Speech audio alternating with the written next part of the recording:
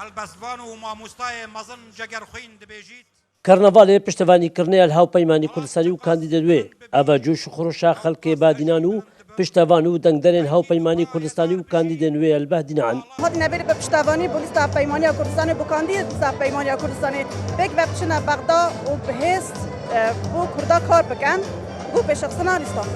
اف جماعت بینین یعنی سرکفنامه هیئت نیشتیمانی کردستان و لیست هاوپەیمانە انشالله پشت بە خودێ و وی جماعت و پشمەرگە قەهرەمان انشالله ما دیدو کاندیدی خوی بهدینا هنرينا بغداد والدفاع لحق وكرامات وحملنا او ما بكن کاندیدێن هاوپەیمانی ژیل بەهدینان سۆزێ دەدەن لەسەر دروشمێ پێک بە پێستن بەغداد پارێزەرێن دڵسۆزن مافێ خەڵکی بن ليش دل سوباسيا خلك دل سوزة بهدينان كان بو بشتوانيان بو لستا بيماني بو كانديدات لستا بيماني كردستان راستي جمهورك دل سوزة بو هاو بيماني وإن شاء الله بهمتا في جمهوري ام دب سر كابين كرسيكا هاو بيمان دد بس خوفا اينين ودي كرسيكت باش سران سري كردستان كرسيكت باش هريت لستا بيماني كردستان بن قالك سوباس دارم بو في خلكي سوباسيك جرم از بوان كم كو اما دبوين الهيركا لامشك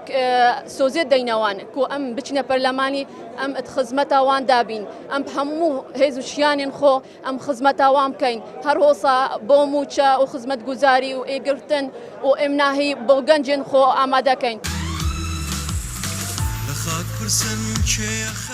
جەماوەرێ بەهدینان بە هەموو تەخوچینێن خۆبە و بجۆش و خڕۆش و حەماسەکە زۆر بە سۆزا سەرکەفتنە هاوپەیمانی کوردستانی و کاندیدە نوێدا ژبەرک و لیستا دوو پارتێن ئازادیخواز و سەرۆکاتیا سەرکردەکێ گەنجە و خۆدان کاندیدێن دڵسۆز و باوەڕ پێکەریە شێوان خەدر کورسان نیوز دهۆک